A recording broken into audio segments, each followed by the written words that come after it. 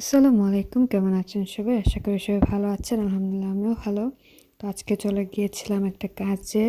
আর এত ঠান্ডার মধ্যেও আজকে বের হতে হয়েছে, কারণ অনেক বেশি কাজ ছিল আমার। আজকে না বের হলেই না হতো। তো এখানে খাবার দাবার দেখছেন, আমি আমার হাজব্যান্ডের অফিসে গেছিলাম। এখানে ওনারা আমার জন্য এই খাবারগুলো রেখেছিলেন। তো যাই হোক, এখান থেকে বের হয়ে আমরা ফার্স্টে আমাদের শপে গিয়েছিলাম।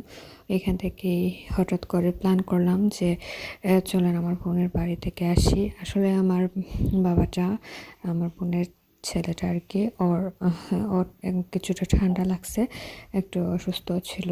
তো ভাবলাম ওকে দেখে আসি। আর একটা মাত্র কলিজার টুকরা আছে আমাদের কাছে, এখন দুইটা তো দেশে নাই। তো যখনই পারি চেষ্টা করি ওকে দেখে আসার।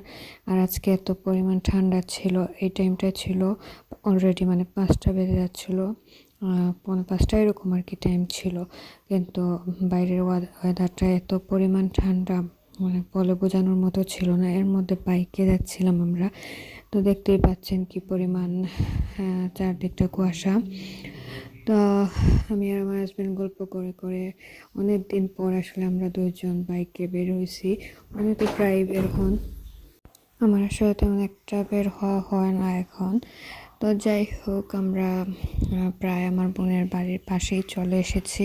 আসলে এটা শহরের ভিতরে, আর বেশি টাইম লাগে না আমাদের। এখান থেকে যদি বাইকে যাই তাহলে 10 মিনিটের মধ্যেই আমরা চলে যেতে পারি আর কি। তো আমি আর আমার হাজব্যান্ড গল্প করছিলাম আর আস্তে ধীরেই যাচ্ছিলাম।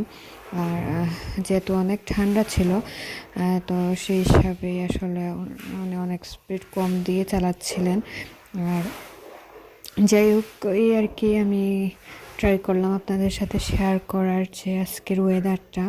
আমি জানি না, এই বছরে ফার্স্ট টাইম আমি এতটা ঠান্ডা ফিল করছি আর কি, কী বলবো। এর আগে একদিন জাস্ট হবিগঞ্জ গিয়েছিলাম আর কি, ওইখানে যাওয়ার টাইমে আর কি এতটা ঠান্ডা লাগে নাই।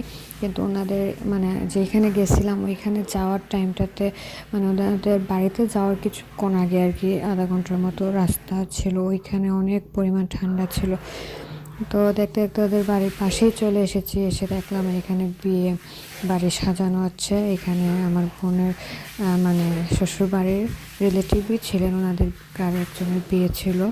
এই তো ওর বাড়িতে চলে এসেছি প্রায়। কার কেমন লাগলো সবাই জানাবেন। আজ এই পর্যন্ত, আল্লাহ হাফিজ, আসসালামু আলাইকুম।